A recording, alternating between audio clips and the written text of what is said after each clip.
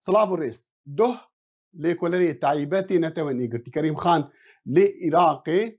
لبيش جفاتا أو لهي نتواني قرتي رابورتا خويا داويدا وبالزمانة كي رهنو أشكرا قوت أو بلقين كو وان لسر تاوان داعش كونكرين ديار دكينيا نشانك ديارة كو داعش تاوانيا جنوسايدي اللي ديجي ازديان انجام دايا جبو بحث كنا في بينغافانو بمرة نهاس مع المراد سروكي أكاديمية شنغال لولاية تكساس لباجر هيوستن بمرة دمباش كيكي مرات يعني قوتنا يعني رابورتا كريم خان تشيل دوزا ازديازي ذكر كي داخل جالكسو باس راستي دهي او بريارا درس تشيبوي جبا يونت هذه بريارا كجالكا تايبت بو ملت ايزيدي وبو كيس ايزيديا كبشتي 7 ساله مساله جنوسايد هذا ناس بونش عليه سياسي ليش عليه ياسايبا اوش عليه قانوني بنا هذا ناس بون كافجارا بريا وكيل لجنه تحقيقي كوميتيك بيتا تشيكرين او تحقيقي بكل سر او جريمه بسر ازدياد هذا كرينو بجي جنوسايد تشتكي قالك ما زنبو كاف السر دلائل او سر اثباتات هاتينا ديتن هر وسا ملك القضائي البرامبري بتري 1411 هادنا دانين تشتكي قالك با راستي بو ملاتما يعني كيك منات بيجي اف بينغافك قانوني يا سايبو كما او بيناسين برينها مزان كونغرسي امريكي كوميسيونا ما في مروفانيا نتوين قرتي برلماني اوروبي قالك ولاتان حكومتان بيناسين كريكو افيا 11 كري لديجي ازديان جينوسايد بو يعني فرقاوي او اف بينغافك قانونيه طبعا او جيا جرينغ بو او ناس بونا هاتي دانين شبا امريكا وشبا اوروبيا وشبا امبيشن اليه ديتر قالك يا جرينغ بو اجبروي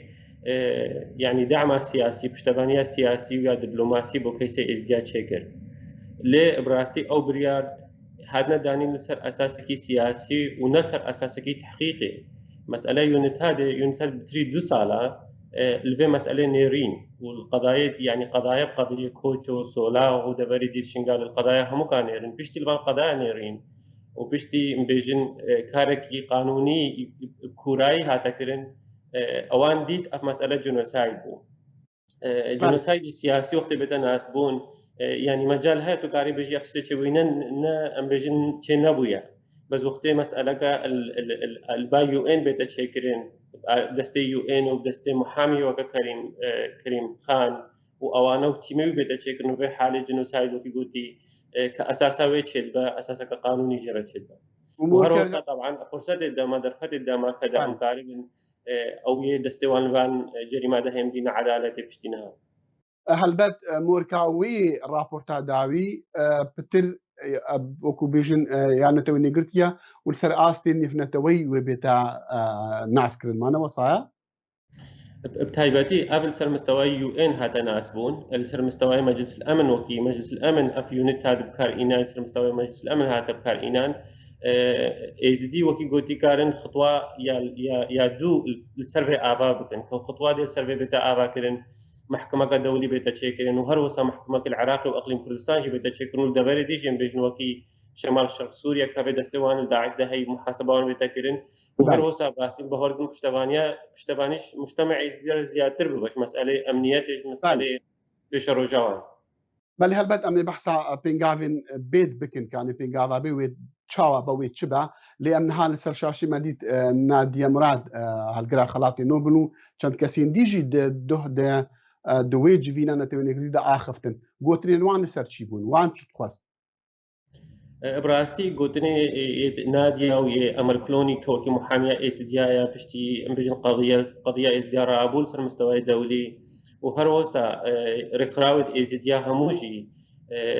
إسدي دخازنها بشتي بمسألة تحقيق محكمة بيتا شيء كنش بالك محكمة نتشد كنت نشد بالملفة تقديمي محكمة بكي طلبة إسديا رئيسي بشتي بمرحلة كمحكمة بيتا شيء كنه وهروسا الآلية بيجن مستوى يشنغال ومستوى دبرت ازديا بنا آبا كرنو خلق زبرا مالتهم بجنا أول آلية تعويضات هذا قانون الناجيات بتماشان ليه بو مسألة عدالة وبو مسألة مساءلة طلبة ازديا أنها محكمة بتشكل العراق و هەرێما کوردستانی چەندی ئامادەنە vê راپۆرتان نەتەوێنێ گرتی وەکا بەلگە ئەو بەکاربێنن ji بۆ ku دادگەها دابنێن یان ji بۆ ku کارێکی قانونی ئەو بکەن. نها بلان أو دياسة هاتنينا بيشينان يكل أقليم كردستان ويكل شالية حكومة عراقي طبعا إيش ديج دخازن وهر ملتي ديج العراقي دخازن وكردستان دخازن كياسايا عراقي وياسايا كردستان جريمة مازن وكي جريمة جنوسايد وجريمة حربية وكي قوتي ببينا إيرو تزاني قضايا عراقي بس محكمات شكل سر قانون 4 إرهاب أو قانون شارية إرهابي براستي أو حقي إيزيتي أو حقي كسي ناليتي أم دخازن خلال هذه سالاتي وان هردو سالاتي كأو ياسايد إيرو البر برلماني أقليم كردستان وهي عراقي هردوكا براستي رأي إيزديا بيتا ورقرتن إيزدي كاربن دنگي خوابدن وقرباني إيزدي كاربن دنگي خوابدن أو دو محكمي باش بينا تشكرن يكسر مستوى عراقي ويكسر مستوى أقليم وهروسا محكمة كسر مستوى دولي جبتا تشكرن بر مسألة داعش مسألة دولية كعنصر داعش أعضاء داعش لكردستان السورينا بهزارة العراقنا لأقليم كردستان هر هوسا دولتي دي وكي ألمانيا وكي فرنسا لأوروبا لأمريكا وكي بيجن كداعش شرك خراوة كان دولتي ولازم محكمة ويجي أنا دولتي بي. بله امرات اسماعیل سروکی اکادمیا شنگال جی باجار هیوستن تكساس بدنگی امریکا رابو ام قال كي سپاسيات كن كمرات سامي سپاس